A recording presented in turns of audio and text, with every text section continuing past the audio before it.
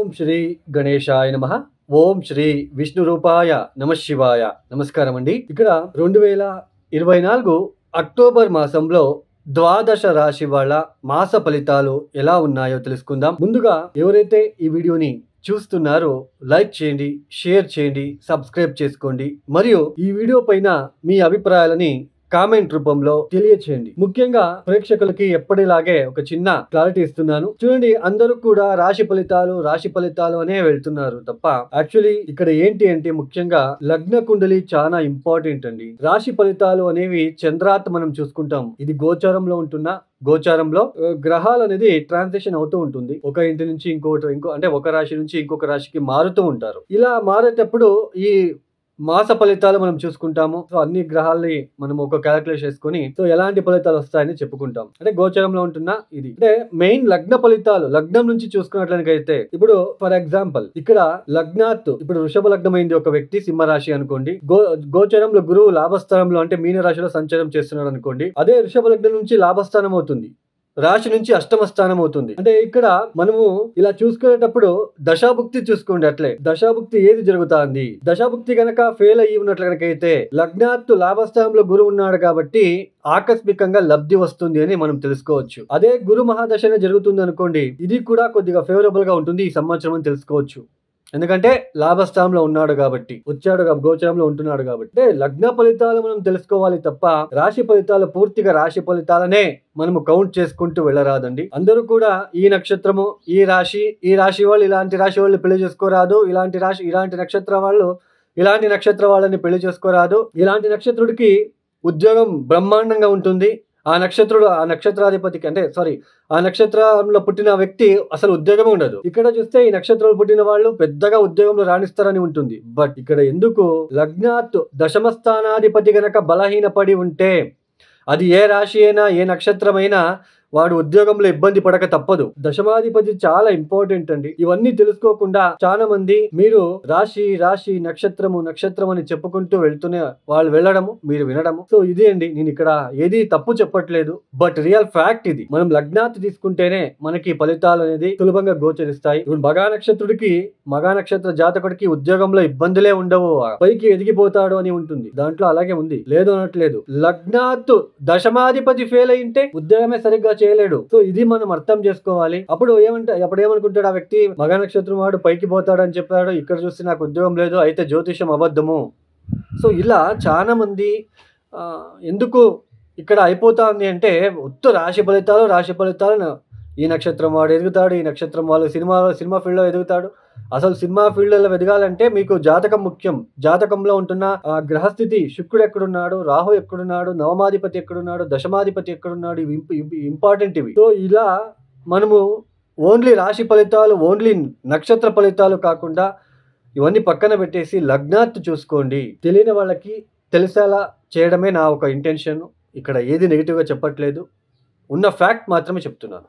అయితే ఈ యొక్క అక్టోబర్ మాసంలో 2024 అక్టోబర్ మాసంలో గ్రహ సంచారం ఎలా ఉంది తెలుసుకున్నట్లయితే గురువు గారు ఈ మాసంలో అంటే 9వ తేదీ నుంచి వక్రించి సంచారాన్ని ప్రారంభం చేస్తున్నారు. రాహు మీనరాశిలో సంచారం, కేతు కన్యా రాశిలో సంచారం, శని భగవానుడు కుంభరాశిలో వక్రించినే సంచారాన్ని కొనసాగిస్తున్నారు. ఇక కుజుడు అక్టోబర్ 20వ తేదీ వరకు మిథున రాశిలో సంచారం, తదుపరి కర్కాటక రాశిలో సంచారాన్ని చేయబోతున్నారు.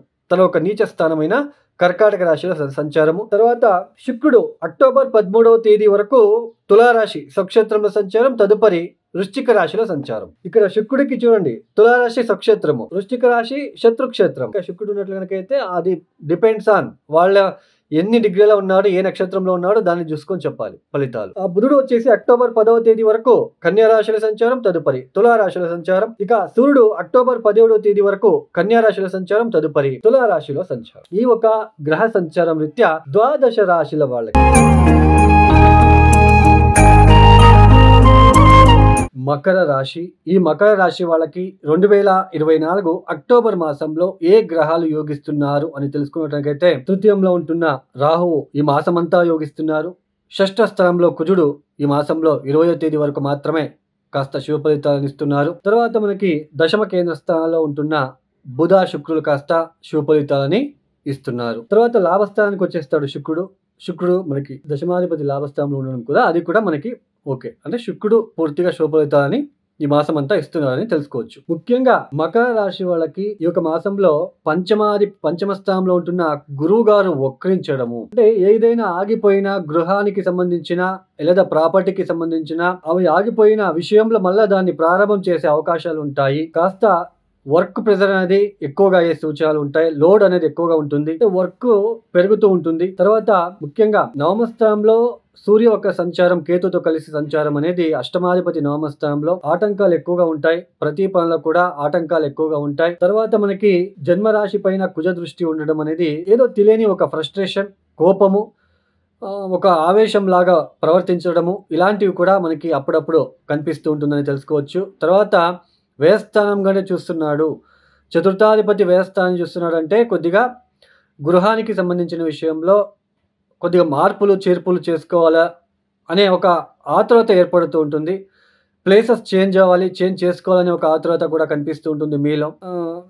ఆల్రెడీ రిపేర్ చేస్తున్నాం ఇల్లు, అది ఆగిపోయింది అని అనుకున్న వాళ్ళకి ఇప్పుడు మళ్ళీ ప్రారంభం చేసుకొని దాన్ని రిపేర్ చేసుకొని మళ్ళీ ఇంటికి వెళ్ళడానికి అవకాశాలు వస్తాయి. అయితే తండ్రి ఆరోగ్యం విషయంలో జాగ్రత్తగా ఉండే ప్రయత్నం చేయండి. సో తండ్రి ఒక విషయంలో స్ట్రగల్ అనేది ఎక్కువగా ఉంటుంది. తర్వాత వృత్తి వ్యాపారంలో పెద్దగా మేజర్గా అయితే ఇబ్బందులు ఉండవు, కానీ అయినా ఇక్కడ ప్రెజర్ ఎక్కువగా ఉంటుంది. అంటే స్ట్రెస్ అనేది ఎక్కువగా ఉంటుంది. ఏదో తెలియని ఒక స్ట్రెస్. అక్టోబర్ 17వ తేదీ తర్వాత సూర్యుడు నీచ స్థానానికి వచ్చేస్తాడు. అష్టమాధిపతి అయిన సూర్యుడు దశమానికి రావడం అనేది మీ మీద బ్లేమింగ్ ఎక్కువ అవుతుంది. మీ మీద అంటే ఒక ఆపోజిషన్, ఒక మిమ్మల్ని బ్లేమ్ చేయడము, మీ మీద అపనిందలు మోపడం లాంటిది, ఉద్యోగంలో పని భారం పెరిగించి ఇంకా వాడి మీద పని అనేది ఎక్కువ పెట్టాలి అనే ఒక థాట్ మీ యొక్క హయ్యర్ ఆఫీసర్స్కి, మేనేజర్స్ లెవెల్కి ఉన్న వాళ్ళకి వచ్చేస్తూ ఉంటుంది. ఇది కొద్దిగా మిమ్మల్ని ఇబ్బంది పెట్టే అవకాశాలు కల్పిస్తూ ఉంటుంది. తర్వాత సప్తమ స్థానానికి వచ్చేస్తాడు కుజుడు. షష్ఠ స్థానం వదిలేసి అక్టోబర్ 20వ తేదీ తర్వాత సప్తమానికి వచ్చినప్పుడు కుటుంబ విషయంలో, ఆర్థిక విషయంలో, మాట్లాడే విషయంలో, భార్య భర్తల విషయంలో ఒక తెలియని ఫ్రస్ట్రేషన్ ఏర్పడుతూ ఉంటుంది. మానసికంగా కుమిలిపోతూ ఉంటారు. ఎవరితో చెప్పుకోవాలో ఏం చెప్పుకోవాలో అర్థం కాని పరిస్థితి. సంతానం ఒక పక్క అయింది, నా భార్య ఒక పక్క అయింది అనే ఒక ఆలోచన కూడా మీ మైండ్ లో రావడానికి అవకాశాలు ఉంటాయి. సో ఇలాంటి ఫ్రస్ట్రేషన్, ఇలాంటి ఒక ఇబ్బందులు, ఒక మానసిక పరమైన ఇబ్బందులు, తెలియని ఏదో ఒక మనసులో గాయం లాంటిది మిమ్మల్ని ఇబ్బంది పెడుతూ ఉంటుంది అని ఇక్కడ ఈ ఒక మాసంలో తెలుసుకోవచ్చు. కొన్ని పాజిటివ్ ఉంది, కొన్ని నెగిటివ్ కూడా ఉంది. ఇక్కడ మెయిన్ ఫ్యామిలీ మాట్లాడేటప్పుడు ప్రాపర్టీ రిలేటెడ్, తర్వాత ఈ ఒక ఫైనాన్షియల్గా, తర్వాత తండ్రి ఆరోగ్యం విషయంలో కొద్దిగా ఇబ్బందులు వచ్చే సూచనలు ఈ యొక్క మకర రాశి వాళ్ళకి అక్టోబర్ మాసంలో కనిపిస్తూ ఉంటుందని తెలుసుకోవచ్చు. తర్వాత ఇక్కడ ముఖ్యంగా ఈ యొక్క మకర రాశి వాళ్ళు తప్పనిసరిగా కుజగ్రహ శాంతిలు చేసుకోండి. కందిపప్పుని ఎద్దులకి తినిపించండి మంగళవారం పూట. లక్ష్మీనరసింహస్వామికి పాలతో అభిషేకము లేదా కొబ్బరి బొండం నీళ్ళతో అభిషేకాలు చేయించుకోండి. తప్పనిసరిగా మీరు చేసుకోవాల్సిన ఒక విషయం ఏంటి అంటే విష్ణువుని ఆరాధించండి లేదా గణపతిని ఎక్కువగా ఆరాధించడానికి ప్రయత్నం చేసుకోండి. తిరుపతి గనక మీకు దగ్గరగా ఉన్నట్లు కనుక అయితే గురువు గారి ఒక దోష నివారణ కోసం మెట్లకి కూడా పసుపు రాస్తూ గురుగ్రహ దోష నివారణ వలని మొక్కుకోండి. లేదా నవధాన్యాలను కూడా నానబెట్టేసి గుప్పెడి తీసుకొని నానబెట్టేసి బెల్లంతో కలిపి మరుసటి రోజు ఉదయాన్నే బెల్లంతో కలిపి రోడ్ సైడ్ ఉంటున్న ఆహారం లేకుండా ఉంటున్న ఎద్దులకి, ఆవులకి తినిపించడానికి ప్రయత్నం చేసుకోండి. ప్రతిరోజు మానకుండా హనుమాన్ చాలీసా కనీసం 5 సార్లైనా చెప్పుకోవడానికి ప్రయత్నం చేసి. ఈ యొక్క వీడియో మీకు నచ్చితే లైక్ చేయండి, షేర్ చేయండి, సబ్స్క్రైబ్ చేసుకోండి. సర్వే జనో సుఖినో భవంతు. ధన్యవాదాలు.